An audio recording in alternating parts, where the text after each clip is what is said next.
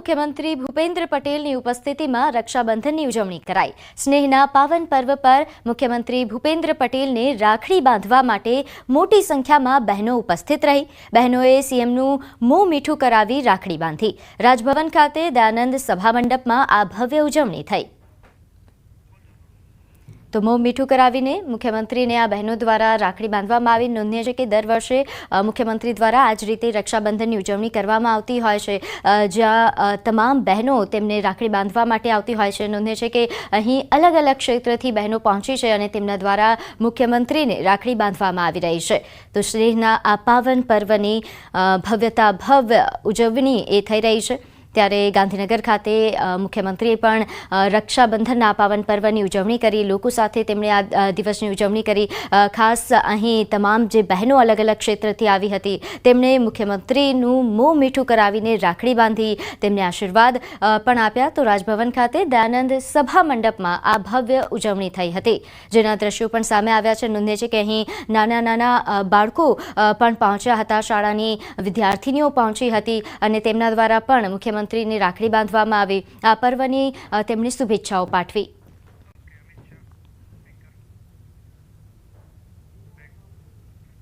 તો કેન્દ્રીય ગૃહમંત્રી અમિત શાહ આજથી 3 દિવસ ગુજરાતના પ્રવાસે છે। અમિત શાહ દર્શન માટે પહોંચ્યા ભીડભંજન હનુમાન મંદિરે, જ્યાં સુભાષ ચોક ખાતે આવેલા મંદિર ખાતે તેમણે દર્શન કર્યા। રક્ષાબંધનના પર્વને લઈને કેન્દ્રીય ગૃહમંત્રી હાલ ગુજરાત પ્રવાસે છે। દર વર્ષે તેઓ આ પર્વ પર પોતાના પરિવાર સાથે આ પર્વની ઉજવણી કરતા હોય છે અને આ વર્ષે પણ તેઓ આ પર્વ પર ગુજરાત પહોંચ્યા છે। ભીડભંજન હનુમાન મંદિરે આજે વહેલી સવારે તેમણે દર્શન કર્યા, આશીર્વાદ મેળવ્યા। સુભાષ ચોક ખાતે આવેલું છે આ મંદિર કે જ્યાં કેન્દ્રીય ગૃહમંત્રી અમિત શાહ પહોંચ્યા હતા। સમાચારોમાં આગળ વધીએ। મોરબીમાં દાંડિયા ક્લાસના વિરોધનો મામલો। પાટીદાર સમાજની ગાઈડલાઈન મુજબ ચાલવા દાંડિયા ક્લાસ એસોસિએશન સહમત થયા છે। પાટીદારોની દીકરીઓને અલગથી દાંડિયા શીખવાડવામાં આવશે। અન્ય સમાજ માટે ભાઈઓ અને બહેનોની અલગ બેન્ચ પણ કરવાની રહેશે। સાથે જ પાટીદાર બહુમતી વિસ્તારોમાં દાંડિયા ક્લાસ ચલાવી શકાશે નહીં। અન્ય સમાજના દાંડિયા ક્લાસમાં મેલ અને ફિમેલ કોચ અલગ અલગ કરવાના રહેશે। પાટીદાર સમાજના જેટલા પણ ખેલૈયાઓ છે, જેમને ગરબા શીખવા છે, તો એમને ક્લાસીસમાં આવવાની જરૂરિયાત નથી। એની જગ્યાએ તમારી કોઈ પ્રીમાઇસીસ પર, તમારી જગ્યા પર, તમારા પાર્ટી પ્લોટ હોય કે પાર્કિંગમાં કે છત ઉપર, ગમે ત્યાં પર્સનલ જગ્યા ઉપર ગરબા અમે શીખવાડવા માટે આવી શકીએ છીએ। કે પાટીદાર વિસ્તારમાં કોઈ પણ જગ્યાએ ગરબા ક્લાસીસ ચલાવી લેવામાં આવતા નથી, એટલે કે ચલાવવાના નથી થતા। જો કોઈ બળજબરીપૂર્વક આવા પાટીદાર વિસ્તારમાં ક્લાસીસ ચાલુ કરશે તો એનું પરિણામ એને ભોગવવું પડશે અને પાટીદાર યુવાનો આ બાબતમાં સંપૂર્ણ રીતે સક્ષમ છે। કાયદો પણ હાથમાં લેવો પડે તો લેશે। ભાવનગરના વલભીપુરમાં 74 વર્ષીય વૃદ્ધ ખેડૂત પર હુમલાને લઈને પાટીદારોમાં રોષ જોવા મળ્યો। પાટીદારોએ તાત્કાલિક બેઠક બોલાવી સુરતથી 100થી વધુ કારનો કાફલો રવાના થયો હતો। 7 ઓગસ્ટે પાટીદારોની સંકલન મીટિંગ યોજાઈ અને 8 ઓગસ્ટે કાળા તળાવ ગામે મોટી સભાનું આયોજન કરાયું। વલભીપુરના કાળા તળાવ ગામે 7 ઓગસ્ટના રોજ વૃદ્ધ ખેડૂત અર્જણ દિયોરા પર 3 લુખ્ખા તત્વોએ કોદાળીના હાથાથી હુમલો કરીને ગાળો ભાંડી હતી। માટી ભરવા બાબતે આ હુમલો કરાયો હતો। વૃદ્ધ ઘાયલ થતા સારવાર માટે તેમને હોસ્પિટલ ખસેડાયા હતા। પોલીસે 3 હુમલાખોર સામે ફરિયાદ નોંધી છે। રાજુ ઉલ્વા, નાથા રબારી અને મામેયા રબારીએ માર માર્યા હોવાની વિગત છે। આરોપીને કડકમાં કડક સજા કરવા પરિવારે માંગ કરી છે। પોલીસે રાજુ ઉલ્વાની ધરપકડ કરી। અમારા યુવાનો સુરત અને ધંધાર્થે બહાર હોય અને અત્યારે વડીલો જ ગામમાં રહ્યા હોય તો આ ઘટના ફરીવાર ન બને એની માટે ઉચ્ચ કક્ષાએ રજૂઆત કરવામાં આવે અને ઘટનામાં વારંવાર દૂરસંચાર થતો હોય તેથી અટકાવવામાં આવે એ માટે આજે આયોજન કરવામાં આવ્યું છે। વોકળામાંથી પાળો ચડાવવા માટે માટી લેવાની બાબતમાં આ ગામના જ અસામાજિક તત્વો એ માર માર્યો છે, ઢોરમાર માર્યો છે અને અસભ્ય ભાષામાં એમની સાથે વર્તન કર્યું છે। ત્યારે આવા સિનિયર સિટીઝન સાથે આ પ્રકારનું વર્તન એ ખરેખર ખૂબ નિંદનીય છે અને આજુબાજુના તમામ તાલુકાના લોકો, ખેડૂતો અહીં ઉપસ્થિત થઈ અને જે રીતે આ અસામાજિક તત્વોનો જે ત્રાસ છે આ વિસ્તારની અંદર, એ ત્રાસને ડામવા માટે અને લોકોને લોક જાગૃતિ આવે એટલા માટે આ કાર્યક્રમનું આયોજન કરવામાં આવ્યું છે। ભાવનગર જિલ્લાના વલભીપુર ગામમાં આધેડ પર હુમલાના આરોપીને સ્થળ પર લાવીને રીકન્સ્ટ્રક્શન કરાયું. 2 દિવસ પહેલા કાળા તળાવ ગામના અર્જુનભાઈ દિયોરા નામના આધેડ પર રાજુ નામના શખ્સે હુમલો કર્યો હતો, જેનો વિડીયો વાયરલ થતા સમગ્ર પાટીદાર સમાજમાં તેના ઘેરા પડઘા પડ્યા હતા. આ બનાવ બાદ આરોપીને પકડી સ્થળ પર લાવીને રીકન્સ્ટ્રક્શન કરવામાં આવ્યું હતું. આરોપીના વિરુદ્ધમાં લૂંટની કલમ છે એ પણ ઉમેરવામાં આવી છે. તેમજ આરોપી જે માર માર્યો છે અને લૂંટની જે ઘટના છે એ તમામ ઘટનાને લઈ અને આજે બનાવની જગ્યાએ રીકન્સ્ટ્રક્શન પંચનામું છે એ કરવામાં આવેલ હતું. તો વડોદરાના ડભોઈના મોતીપુરા ગામે ગન્નીત પેપર ફેક્ટરીમાં ભીષણ આગનો બનાવ સામે આવ્યો. આગના પગલે ડભોઈ, બોડેલી અને વડોદરા ફાયર બ્રિગેડની ટીમ ઘટના સ્થળે પહોંચી હતી. પુઠ્ઠા બનાવતી ફેક્ટરીમાં અચાનક ભીષણ આગ લાગી. મોડી રાત્રે આગ લાગતા ભારે અફરાતફરી મચી હતી. આગ પર કાબુ મેળવવાના પ્રયત્નો શરૂ કરાયા હતા. આગ લાગવાના કારણો હજુ અકબંધ છે.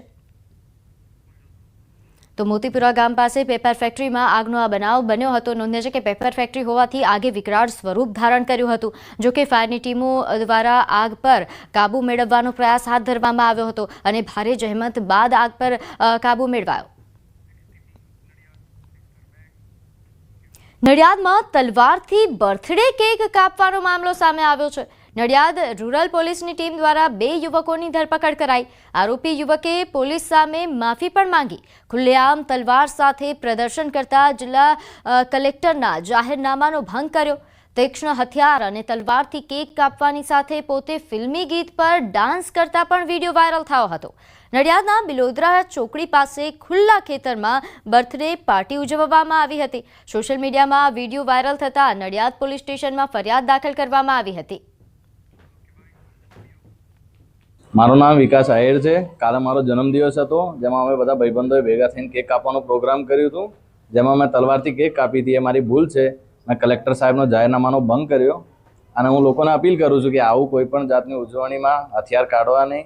હું આવી લોકોને અપીલ કરું છું કે આવું કંઈક કરવાનું નહીં પ્રસંગોમાં. વિકાસ સુરજીતસિંહ યાદવ તથા તેની સાથે જે આરોપી હતા પ્રદીપ કુમાર ઉર્ફે પપ્પુ દિલીપભાઈ વાઘેલા તથા અન્ય, જેણે તલવારથી કેક કાપીને બર્થડેની ઉજવણી કરી હતી, તેમના વિરુદ્ધ નડિયાદ રૂરલ પોલીસ સ્ટેશનમાં ગુનો દાખલ કરવામાં આવેલ છે. આરોપીઓની તાત્કાલિક ધરપકડ કરવામાં આવે છે અને તેમના ગુનામાં વાપરેલ હથિયાર તલવાર કબજે કરી આગળની કાર્યવાહી ચાલુ છે.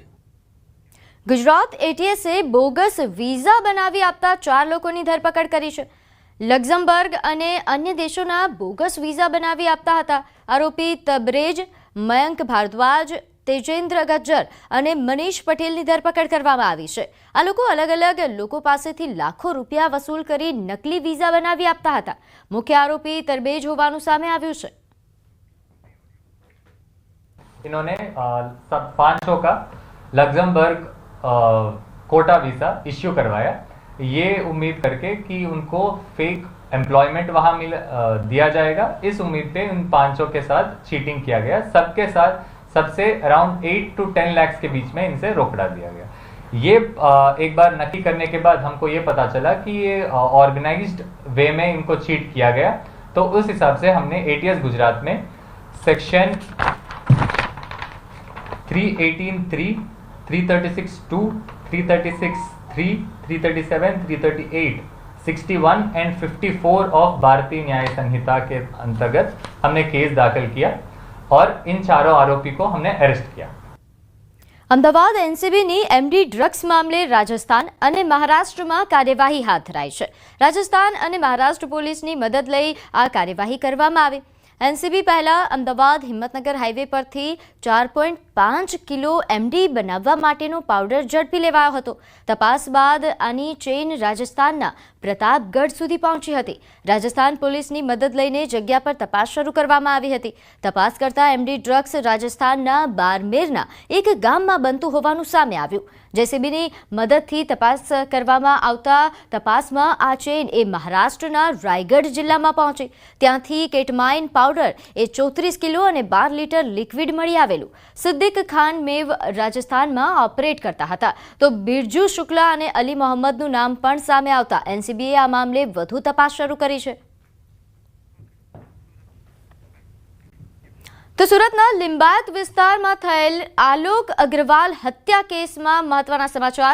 હત્યાના ગુનામાં ફરાર મુખ્ય આરોપીની લિંબાયત પોલીસે ધરપકડ કરી લીધી છે. આરોપીને ઝડપ્યા બાદ હત્યા સ્થળ પર પોલીસે આરોપીનો વરઘોડો કાઢ્યો છે. આરોપીએ રડતા રડતા જાહેરમાં માફી માંગી. આ અગાઉ આ હત્યા કેસમાં 2 આરોપી ઝડપાઈ ચૂક્યા છે.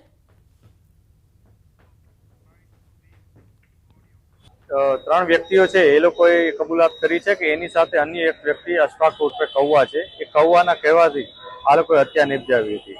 જે અશફાક છે એનો ઝઘડો જે ભોગ બનનાર સાથે થયો હતો થોડાક દિવસો અગાઉ, અને એનો બદલો લેવા માટે જ એણે આ તમામને કીધું હતું. આ 4 મિત્રો છે, આને ઉપરાંત અન્ય આરોપીઓ પણ આમાં સંડોવાયેલા છે. તો ગાંધીનગર સેક્ટર 24 ખાતે જ્વેલર્સની દુકાન લૂંટવાનો પ્રયાસ કરવામાં આવ્યો. હરિઓમ જ્વેલર્સની દુકાન લૂંટવાનો પ્રયાસ થયો, જેના સમાચાર છે. 30 સપ્ટેમ્બર હરિઓમ જ્વેલર્સ ખાતે 2 વ્યક્તિ બુકાની ધારણ કરીને અહીં હાથમાં પિસ્તોલ બનાવીને લૂંટ કરવાનો પ્રયાસ કર્યો હતો. ગાંધીનગર પોલીસે ચોરી અને લૂંટને અંજામ આપનાર 4 લોકોની ધરપકડ કરી, જેમાંથી 6 માંથી 4ની ધરપકડ અને 2 આરોપીની શોધખોળ હજુ ચાલુ છે. રાકેશ સોલંકી પેથાપુરના રહેવાસી હોવાનું સામે આવ્યું છે, તો શાહરૂખ ડેલીઘરા જુહાપુરનો રહીશ છે. ગજેન્દ્ર પરમાર એ પેથાપુરનો રહીશ હોવાનું સામે આવ્યું છે. પોલીસ ધરપકડ કરેલા ભાવેશ ચૌહાણ એક કલોલનો રહેવાસી છે. સેક્ટર 23માં વસતા ગૌરાંગ વાઘેલા હજુ પોલીસ પકડથી દૂર છે. તો મધ્યપ્રદેશના છોટુ યાદવને પણ શોધવા માટે પોલીસે તજવીજ હાથ ધરી છે. રાકેશ સોલંકી અને શાહરૂખ બંને આરોપી પર 7 ગુના નોંધાયેલા છે. આરોપી સામે અમદાવાદ વસ્ત્રાપુર વિસ્તારમાં ચેઇન સ્નેચિંગ તેમજ ચાંદખેડા ગાડી સળગાવવાના ગંભીર ગુનામાં પણ તે આરોપી છે. આ લોકો પહેલા પણ એક આરોપીના વિરુદ્ધ લગભગ 7 ગુના દાખલ કરવામાં આવેલ છે, અને આ વખતે જ્યારે પોલીસ એ બંને આરોપીને પકડવામાં આવેલ છે, આમાં 5 ગુના ડિટેક્ટ કરવામાં આવેલ છે. એક સેક્ટર 21 પોલીસ સ્ટેશનના લૂંટની પ્રયાસ, એક ચેઇન સ્નેચિંગની બનાવ, એક વસ્ત્રાપુરમાં ચેઇન સ્નેચિંગની બનાવ અને એક ચાંદખેડા પોલીસ સ્ટેશનની વ્હીકલ સળગાવવાની બનાવ. આમાં હથિયાર પણ કબજા કરવામાં આવેલ છે, અને સાથે સાથે ગુનામાં જો ગોલ્ડ ચેઇન ગયા એ પણ કબજા કરવામાં આવેલ છે, અને વ્હીકલ પણ કબજા કરવામાં આવેલ છે. બનાસકાંઠાના મુખ્ય મથક પાલનપુર હાઈવે પર આવેલા એરોમા સર્કલ પર થતી ટ્રાફિક સમસ્યા નિવારવા માટે જગાણા નજીકથી સોનગઢ સુધી બાયપાસ રોડ મંજૂર કરવામાં આવ્યો છે. જો કે આ બાયપાસ રોડને લઈને છેલ્લા 2 વર્ષથી ખેડૂતો વિરોધ નોંધાવી રહ્યા છે. ગઈકાલે જમીન સંપાદન માટેની માપણી માટે ડીએલઆર કચેરીના અધિકારીઓ પોલીસ કાફલા સાથે ખોડલા ગામ પહોંચ્યા હતા અને જમીન માપણી કરી ખૂંટ મારવાની કામગીરી હાથ ધરી હતી, જેનો ખેડૂતોએ વિરોધ નોંધાવ્યો. ખેડૂતોએ આક્રોશ વ્યક્ત કર્યો હતો કે બાયપાસ રોડનો અમારે કોઈ વિરોધ નથી. આ બાયપાસ રોડ 80 થી 100 મીટર પહોળો બનાવવામાં આવનાર છે, જેને લઈને ખેડૂતો વિરોધ નોંધાવી રહ્યા છે. કેટલાકે પાણીના બોર નીકળી જતા પાણી વિના બનવાની ભીતિ પણ વ્યક્ત કરી છે. ખેડૂતોની માંગ છે કે રોડની પહોળાઈ ઘટાડવામાં આવે. ખેડૂતોને પૂછવા નથી રહેતા. ખેડૂતો ના કહે તો આ મોટા અધિકારીઓ છે ને એ માફ કરે છે. કોઈ ખેડૂતનું અભતા જ નહીં. મારી જમીન 7 વીઘા જાય છે, જમીન રહેતી જ નથી. શું કહેશો, કેવું વળતર માંગો છો? મારે બજારના ભાવે વળતર જોઈએ તો અમે બીજા જગ્યા લઈ ગયે. અંબાજી આદિજાતિના વિદ્યાર્થીઓના જાતિના દાખલાઓનો મામલો સામે આવ્યો છે. વિસંગતતાને લઈને દાંતા એમએલએ સહિત આદિવાસી લોકો દ્વારા વિરોધ પ્રદર્શન કરાયું. જિલ્લા પ્રભારી મંત્રી બળવંતસિંહને આવેદન આપ્યું છે. ધારાસભ્ય અને સમર્થકોએ રોડ પર ચક્કાજામ કર્યો. આદિવાસી વિદ્યાર્થીઓને જાતિના દાખલાઓને લઈને આ વિરોધ ચાલી રહ્યો છે. આદિવાસી લોકો પાસેથી 1950ના પુરાવા માંગવામાં આવે છે. દાખલા ન મળતા અનેક આદિવાસી વિદ્યાર્થીઓ નોકરીથી વંચિત છે. સરકાર વિરોધી સૂત્રોચ્ચાર સાથે રોડ પર તેમના દ્વારા વિરોધ દર્શાવવા ચક્કાજામ કરવામાં આવ્યો. તાજેતરની અંદર સરકારે 1950ના જે પુરાવા માંગવામાં આવ્યા છે એ પુરાવા ગામડાના બેઠેલા આદિજાતિના જે વસ્તી છે એમના પાસે પુરાવા થઈ શકે નહીં, હાજર હોય બી ના શકે. દાખલા નહીં મળશે તો સમગ્ર આદિવાસી દીકરીઓ જે ભણી રહ્યા છે ને એમને મહાન મોટું નુકસાન થઈ રહ્યું છે. આદિજાતિ દાખલા સિવાય કોઈ પણ જગ્યા ચાલતું નહીં. તો આણંદ જિલ્લાના ખંભાત પાલિકાની સામાન્ય સભામાં ઝપાઝપી થતા પોલીસ ફરિયાદ નોંધાઈ. ગતરોજ યોજાયેલી સામાન્ય સભામાં શાસક અને વિરોધ પક્ષ વચ્ચે મારામારી થઈ હતી. પાલિકામાંથી ભાજપ અને અપક્ષના 8 કાઉન્સિલરોના રાજીનામા વિવાદમાં હાઈકોર્ટે સ્ટે આપ્યો. જો કે આ મુદ્દે પાલિકાના ભાજપ અને કોંગ્રેસના કાઉન્સિલરો વચ્ચે ઝપાઝપી થઈ હતી, જે મામલે ચીફ ઓફિસરે વિરોધ પક્ષના 4 સભ્યો સામે ફરિયાદ નોંધાવી છે. ખંભાતના પ્રાણ પ્રશ્નો માટે અમારે છેલ્લા શ્વાસ સુધી લડવું પડશે, તો અમે છેલ્લા શ્વાસ સુધી લડીશું. અમે આવા ગતકડાથી જરાય અમને ડર લાગતો નથી. સીઓ સાહેબ ફક્ત ને ફક્ત ખંભાત નગરપાલિકામાં વિપક્ષ સામે ફરિયાદ કરવા જ આવે છે. એ ક્યારેય પણ ખંભાતમાં દેખાતા નથી. પ્રજાના પ્રાણ પ્રશ્નો ઉકેલવામાં એમને જરાય રસ નથી. નગરપાલિકાના જે સભ્યો છે, નીતિનભાઈ બ્રહ્મભટ્ટ, ચંદુભાઈ કડિયા, ઇફ્તેખાર યમની અને હંસાબેન રાણા, આ 4 જણાએ એમને ત્યાં હોલમાંથી બહાર જવા નહીં દીધા અને એમની સાથે ઝપાઝપી કરી. અને જે હંસાબેન રાણા છે, એમણે એમના શર્ટનું બટન પણ તોડી નાખેલું અને આ રીતે એક અશોભનીય કૃત્ય કરી અને એમને સરકારી કાયદેસરની ફરજ કરતા એમને અટકાવેલા. તો ભરૂચમાં વિદ્યુત કામદાર સંઘે યુવરાજસિંહનો ઉગ્ર વિરોધ કર્યો. તાજેતરમાં યુવરાજસિંહે જેટકો કંપનીમાં ભરતી પ્રક્રિયાને લઈને આક્ષેપ કર્યા હતા. ભરતી પ્રક્રિયામાં ગેરરીતિને લઈને આરોપ કર્યા. ત્યારે આ આક્ષેપો સામે વિદ્યુત કામદાર સંઘના પ્રતિનિધિ મંડળે કલેક્ટરને આવેદનપત્ર પાઠવી વિરોધ કર્યો. 5-5 લાખ રૂપિયાની આમાં ગોબાચારી થઈ છે એવા એમના દ્વારા પાયા વિહોણા તથ્ય પુરાવા વગરના, કોઈ પણ જાતના પુરાવા વગર એમના દ્વારા આક્ષેપ કરવામાં આવેલા છે. અમારું યુનિયન આખા ગુજરાતમાં ઉર્જા વિભાગમાં 50,000 કર્મચારીમાંથી 35,000 કર્મચારીઓની સભ્ય સંખ્યા ધરાવતું સૌથી મોટું એક જ કંપનીનું ટ્રેડ યુનિયન છે. આ યુનિયન પર આ રીતે આક્ષેપ કરાવ્યો અને લાંછન લગાડ્યું છે તે અમે કોઈપણ સંજોગોમાં સહી નહીં લઈએ. યુવરાજસિંહ પાસે જો આના પુરાવા હોય તો એ જાહેર કરે. હવે નજર કરીશું ટોપ 3 હેડલાઇન્સ પર. 15 થી 21 ઓગસ્ટમાં વધી શકે છે વરસાદનું જોર. તહેવારોમાં ખાનગી ટ્રાવેલ્સ ચાલકો બન્યા બેફામ. અમિત શાહ આજથી 3 દિવસ ગુજરાત પ્રવાસે.